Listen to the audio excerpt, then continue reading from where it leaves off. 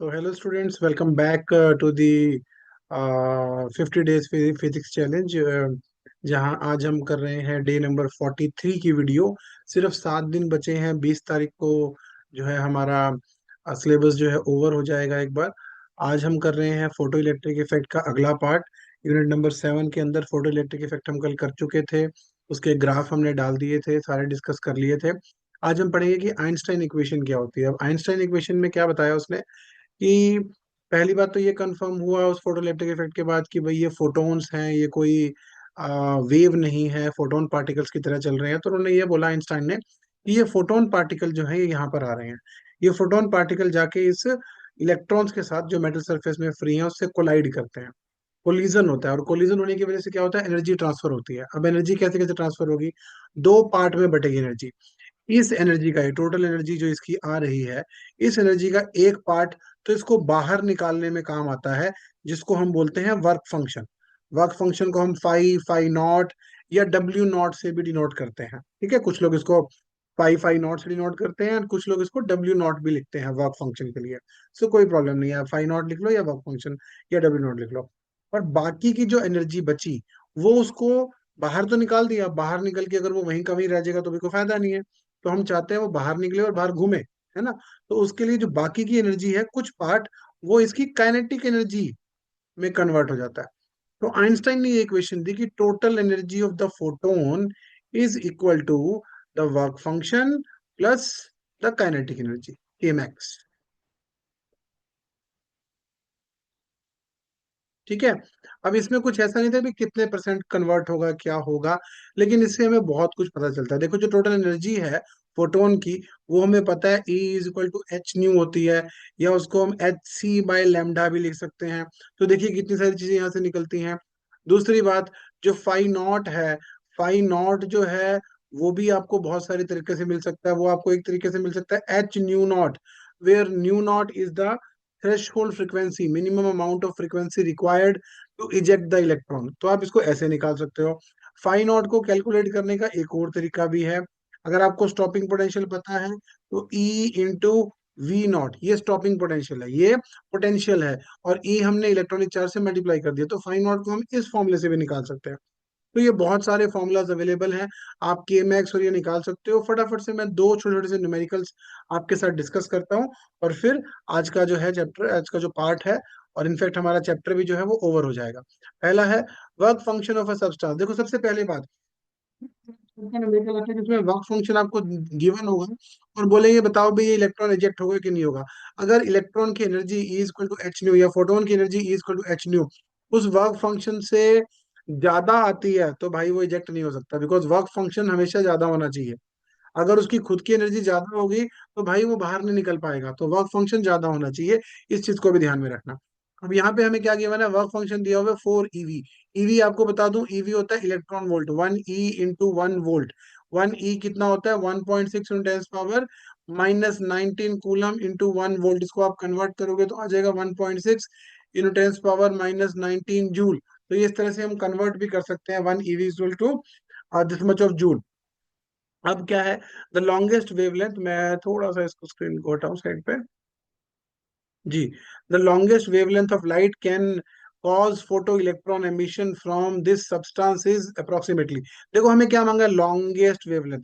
तो यहाँ थ्रेशोल्ड वाला कोई फंडा है ही नहीं, हम सिंपल फॉर्मूला अप्लाई करेंगे। क्या, कि जो वर्क फंक्शन है फाई, वो किसके इक्वल है, एच न्यू के इक्वल है। सिंपली नॉर्मली अगर हमने ऊपर वाला फॉर्मूला जो लिखा था वो लिखा था फाई नॉट या फाई प्लस के, तो हमने इसको क्या लिखा था, यहाँ से अगर हम के को कन्वर्ट करते हैं तो वो हो जाता है हमारे पास क्या, H new minus H nu not. देखो यहाँ से कितनी सारी चीजें कंफर्म होती हैं। एक तो ये कंफर्म होता है काइनेटिक एनर्जी इंटेंसिटी पे डिपेंड नहीं करती, वो डिपेंड करती है फ्रीक्वेंसी के ऊपर। वेव थ्योरी की जो फेलियर है वो यहाँ से हम बड़े आराम से डिस्कस कर सकते हैं। ठीक है, तो आइंस्टाइन इक्वेशन लिख दो, वहां से आपको बहुत सारी चीजें पता लग जाएंगी। हाँ जी, न्यूमेरिकल पे वापस आता हूँ। हमें क्या पूछा है, वेवलेंथ पूछी है, तो एच सी बाय लेमडा। ये लेमडा जो है वो मैक्सिमम वैल्यू होगी, मैक्सिमम वैल्यू। ठीक है, ये मैक्सिमम वैल्यू होगी। तो आइए हम इसको सॉल्व करते हैं। एच की वैल्यू 6.634 इंटू टेन पावर -34, सी की value 3 into 10 raise to the power 8 whole divide by lambda हमें निकालना है। तो लैम्डा इधर आ जाएगा और फाई नॉट इधर आ जाएगा। फाई नॉट की वैल्यू दी हुई है हमें 4, और उसको हम कन्वर्ट कर देंगे 1.6 × 10⁻⁻19 के साथ सॉल्व कर देंगे, ठीक है। तो अब इसको हम सॉल्व करते हैं। सॉल्व करेंगे तो हमारे पास सी वैल्यू आनी चाहिए। Let me confirm that thing also. थोड़ा सा इसको सॉल्व करके देखते हैं। अगर हम इसको 3 से कन्वर्ट करें तो ये it comes out to be approximately 0.51, है ना।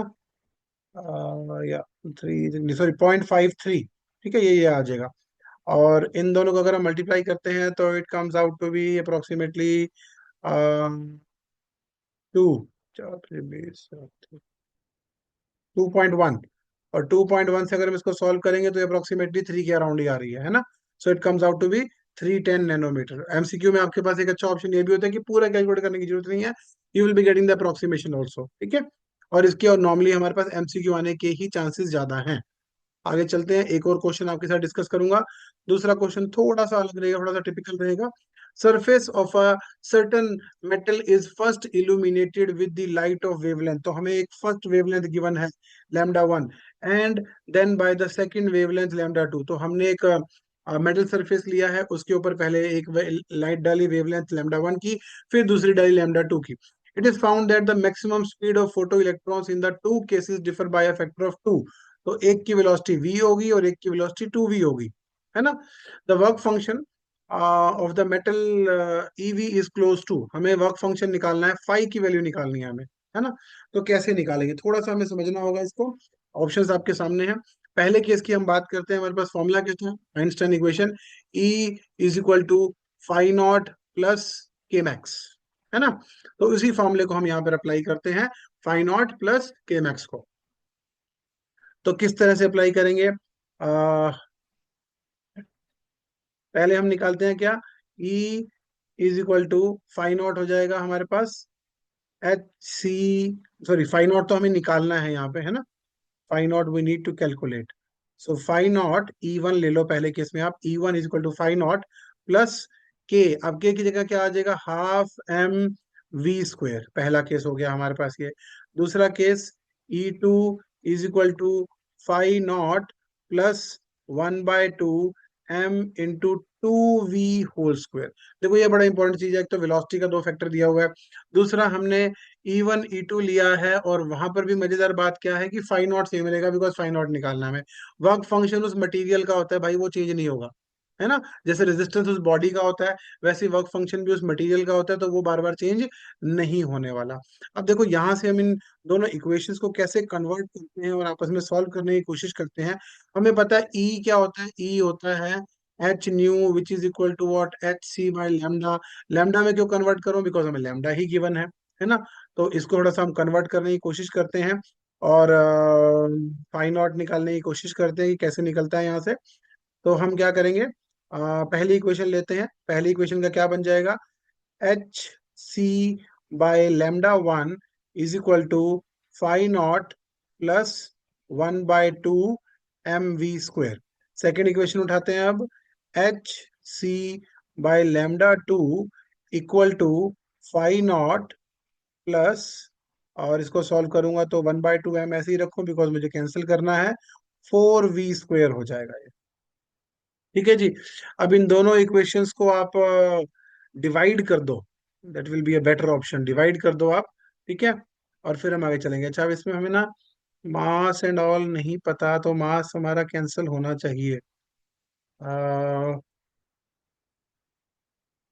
चलो अभी देखते हैं हो जाएगा कुछ ना कुछ। और हमें एनर्जी ऑफ फोटोन भी गिवन है ना। तो एनर्जी ऑफ फोटोन भी हम यहाँ पे अप्लाई करेंगे कि किस तरह से हमें मिलती है, और इसको भी हमें यहाँ पे अप्लाई करना पड़ेगा जी। आइए सॉल्व करते हैं। आंसर हमें गिवन है, यहाँ पे आंसर की वैल्यू डी आ रही है, but let's calculate that value. दोनों को हम कंपेयर करते हैं।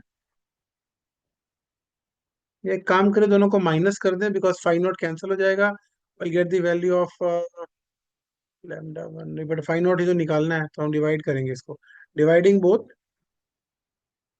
Will get λ1 by, sorry λ2 by λ1। मैं 1 को 2 से डिवाइड कर रहा हूँ, ठीक है। तो λ2 घूम के ऊपर आ जाएगा, and it comes out to be phi not plus 1/2 mv² divide by phi not plus 1/2 m into 4v²।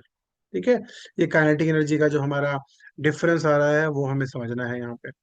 Okay, अब इसको λ1 λ2 हमें गिवन है ऊपर, फाइ नॉट की वैल्यू निकालनी है, क्रॉस मल्टीप्लाई करके इसको फाइ नॉट के लिए सॉल्व करते हैं। आइए सॉल्व करें। So it comes out to be phi naught λ2 is equal to, sorry, plus 1/2 m4v² into λ2 is equal to phi naught into λ1 plus 1/2 m into v² into λ1। ठीक है, फाइ नॉट एक तरफ ले जाते हैं तो हमारे पास आ जाएगा phi naught into λ2 minus λ1। There could be lots of ways to solve this thing. आपने इन सब इक्वेशन से, दो इक्वेशन जो आपके पास आई है उससे सॉल्व करके फाइ की वैल्यू निकालनी है, नथिंग एल्स। आप उसको जैसे मर्जी सॉल्व कीजिए, सब्स्टिट्यूट कीजिए, एलिमिनेट कीजिए, किसी भी मेथड से आपने उसको अप्लाई कर देना है। और यहाँ पर आपका क्या आ जाएगा, ये मैं इधर लाया था, हाँ तो ये उधर जाएगा। तो क्या क्या कॉमन आता है वो निकाल लेते हैं। 1/2 mv² हमारे पास कॉमन आ गया है, और अंदर बचेगा क्या, λ1 -4 λ2। ठीक है, अब हम λ1 λ2 की सबकी वैल्यूज यहाँ पे पुट करते हैं और इसको सॉल्व करते हैं। अब देखो, सबसे मेन बात क्या रहेगी, ये हमें जो गिवन है ½ mv², ये ½ mv² जो है एनर्जी है। ठीक है, और हमें देखो एनर्जी ऑफ फोटोन गिवन है, हमें एनर्जी ऑफ फोटोन गिवन है, तो हम ये एनर्जी ऑफ फोटोन की वैल्यू यहाँ पर पुट कर देंगे। ठीक है, और उसको सॉल्व करेंगे। अच्छा, अब एक चीज और समझ में आएगी आपको, एनर्जी ऑफ फोटोन जो हमें गिवन है वो होती है hc/λ, है ना। एनर्जी ऑफ फोटोन होती है hc/λ। हमें क्या गिवन है, हमें गिवन है 1240, एक मिनट ऊपर करो इसको, हाँ, 1240/λ। तो यहां से हम इन दोनों को इक्वेशंस को कंपेयर करके, इन दोनों इक्वेशंस को कंपेयर करके we can get the value of h c. और एच सी की वैल्यू कितनी आ जाएगी, 1240। तो हम यहाँ इस काइनेटिक एनर्जी की जगह उस एच सी को पुट कर देंगे और उसकी वैल्यू पुट कर देंगे कितनी, 1240। और λ1 λ2 की वैल्यू सारी हमारे पास है, तो हम उसको सॉल्व करेंगे तो हमारा यहाँ से आंसर निकल आएगा। ठीक है, तो answer comes out to be 1 point, इसका एग्जैक्ट आंसर मैं आपको बता देता हूँ। एग्जैक्ट आंसर इसका आएगा 1.88 MeV। अभी आपका आंसर नहीं आएगा, बिकॉज ये जो है ना, हम जो भी एनर्जी निकालते हैं वर्क फंक्शन, हाँ इन्होंने गिवन है ऊपर हमें ईवी में निकाल रखी है। ठीक है, I I guess it should be in MeV, थोड़ा सा शायद कैलकुलेशन मिस्टेक है।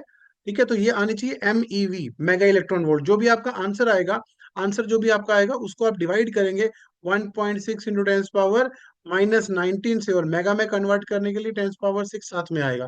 तो इससे आप उसको डिवाइड करेंगे तब आपका ये आंसर आएगा, which is approximately equal to 1.8। तो मॉरल ऑफ द स्टोरी क्या है कि आपको आइंस्टाइन इक्वेशन समझनी है। सबसे इंपॉर्टेंट है ये आइंस्टाइन इक्वेशन। दोबारा से मैं डायग्राम के ऊपर एक बार आता हूँ। ये हमारी आइंस्टाइन इक्वेशन थी, इसको आपको समझना है। ये समझ में आ गया तो बेटा इससे सब सारे के सारे आपके जो सॉल्यूशन है वो हो जाएंगे। वर्क फंक्शन भी निकल जाएगा, थ्रेशोल्ड फ्रीक्वेंसी भी निकल जाएगी, थ्रेशोल्ड वेवलेंथ भी निकल जाएगी। तो बहुत सारी चीजें आप इससे कर सकते हो।